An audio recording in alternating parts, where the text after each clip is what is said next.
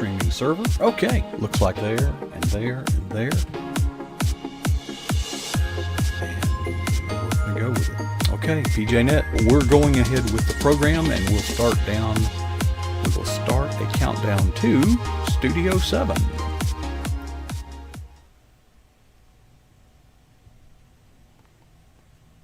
Well, good evening. Welcome to PJNet. Their names. Got it? Over there, Dave McDonald. Over there, James Cummings. Together, known as EYF. I'm over here cheerleading, you know.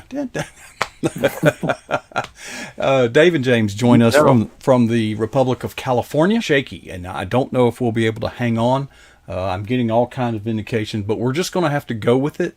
Dave and James have a podcast called, well, you go to EYF Podcast, and that says .org. So let me fix that while y'all talk. And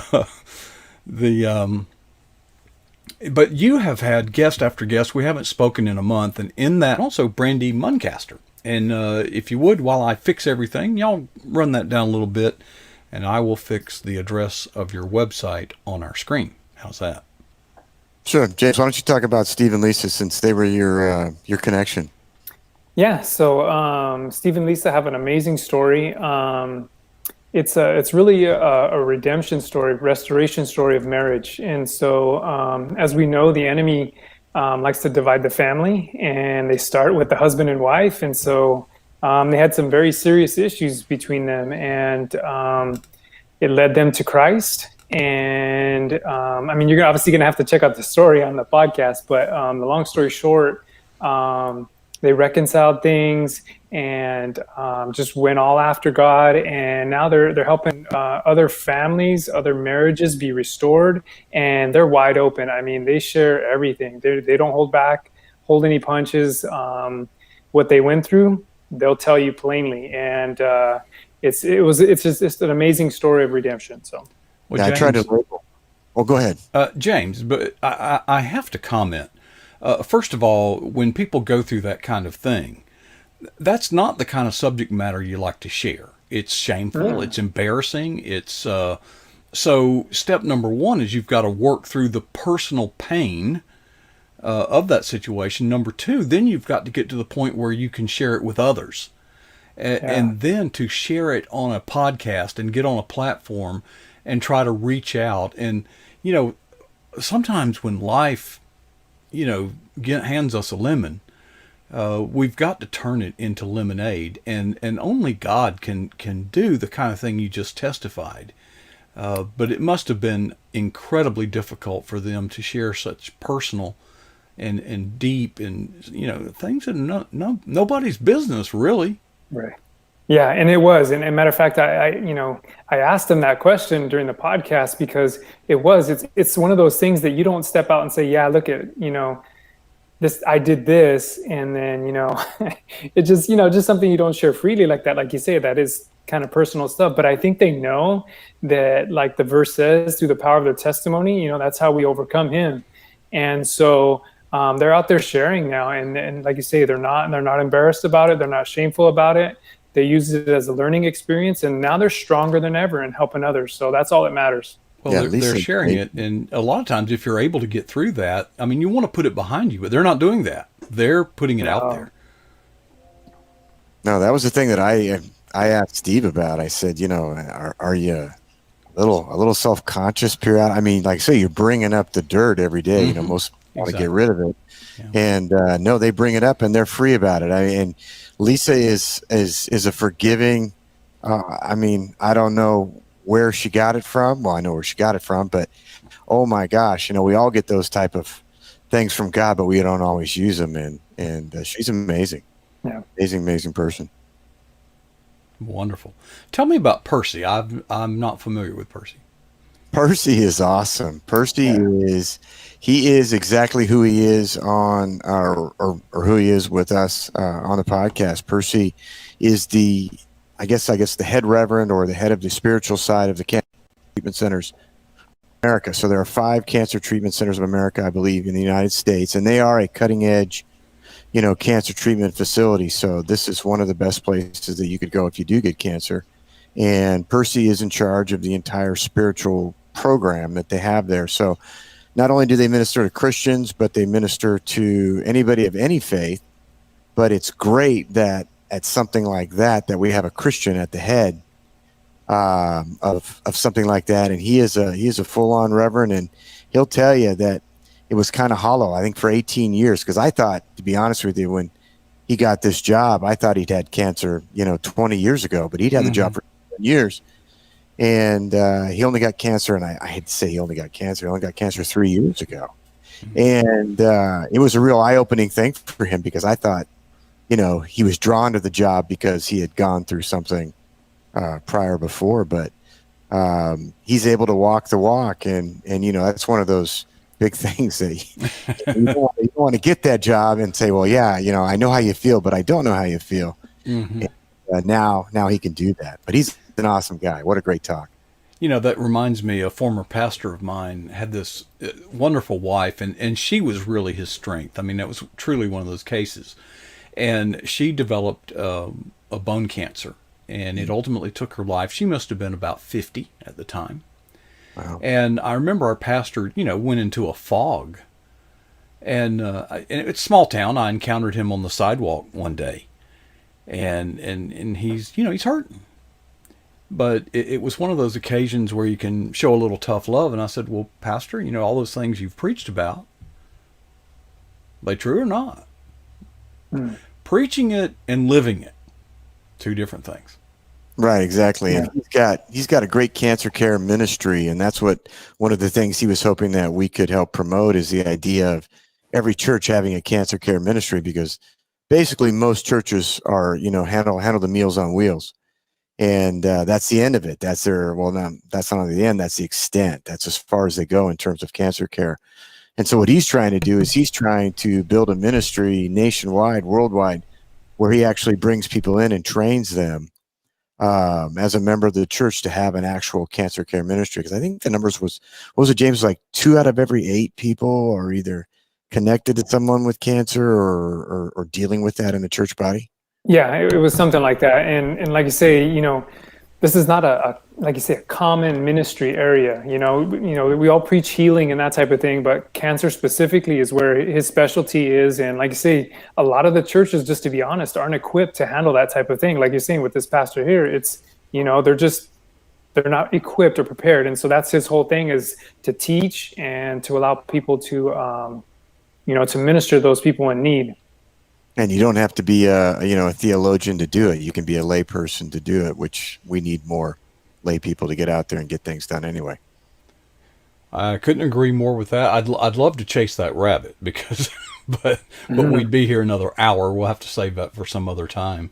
Yep. Let me check the time. Oh, we're about halfway through. Brandy Muncaster was actually on our program, and I shared her story with you. Then you contacted her. Another case of phenomenal God-inspired recovery. Yeah, absolutely. I mean, that's the biggest thing, and I want everybody to understand this. All these things that we talk about, and we're fortunate enough to talk about, are God-glorified stories. I mean, these are things where God has stepped into the natural world and done a supernatural thing, and he did that in Randy's life, he did it in Steve and Lisa's life, and he's doing it in Percy's life. I think James would agree.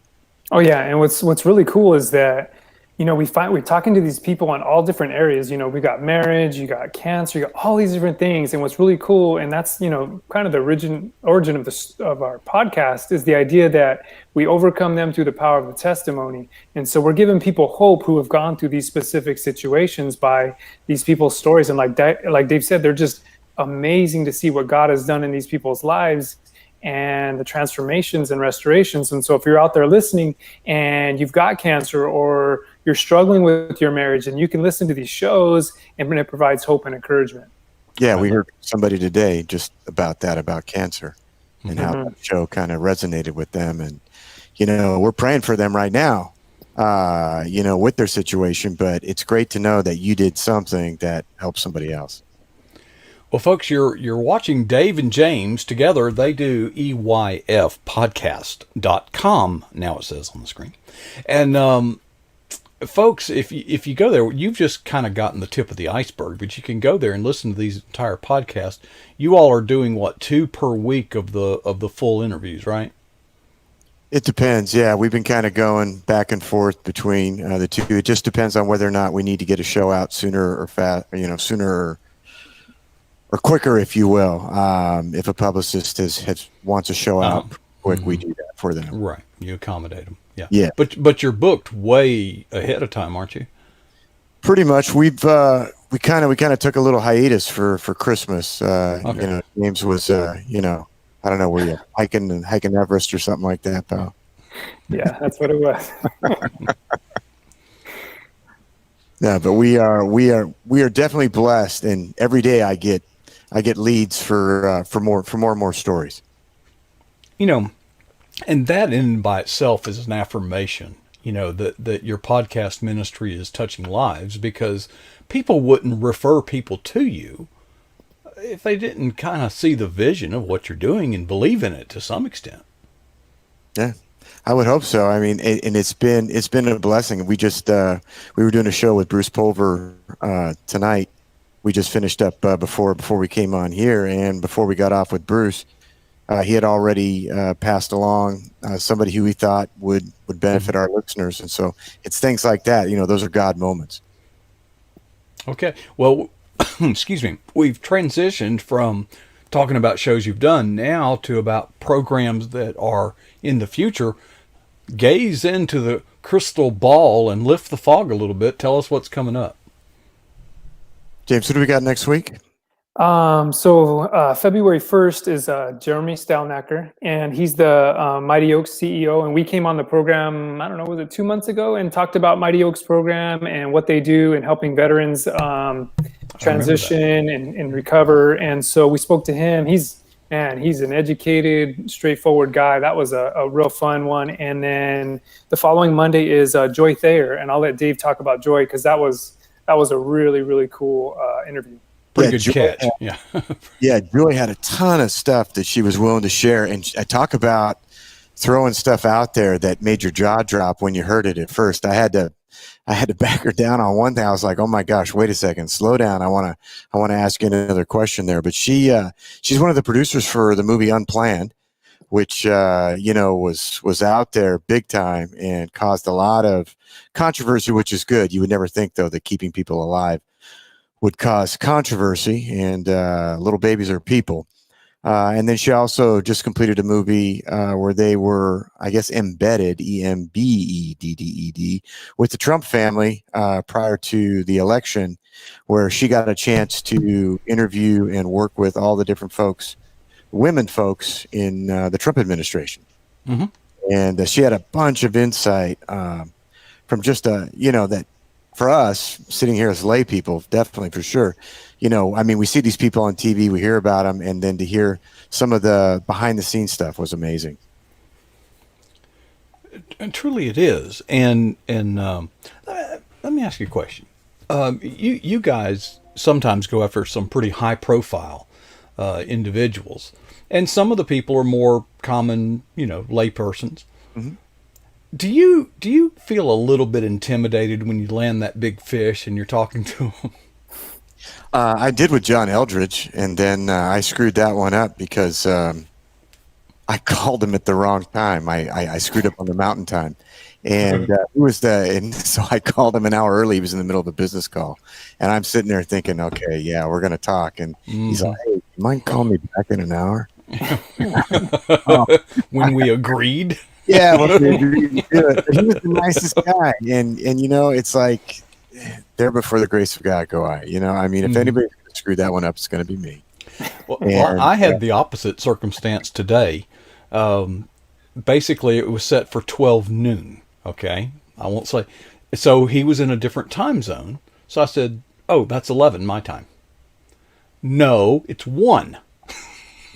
And of course, I had set other appointments up based on and now I'm in the precarious position of, well, gee, I've got 2 hours to kill. What can I get done in 2 hours that I wasn't planning to do? And it was refreshing in some ways. Tried to take a nap, but the phone kept anyway. But yeah, time zones can be problematic.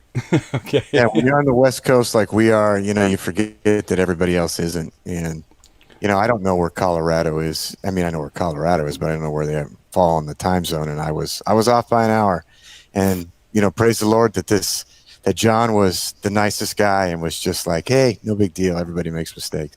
Me, I thought that I had just crushed our biggest interview at the time. I'm going to use that time zone reference to tell a story, and we'll go a few minutes extra because this has nothing to do with your podcast.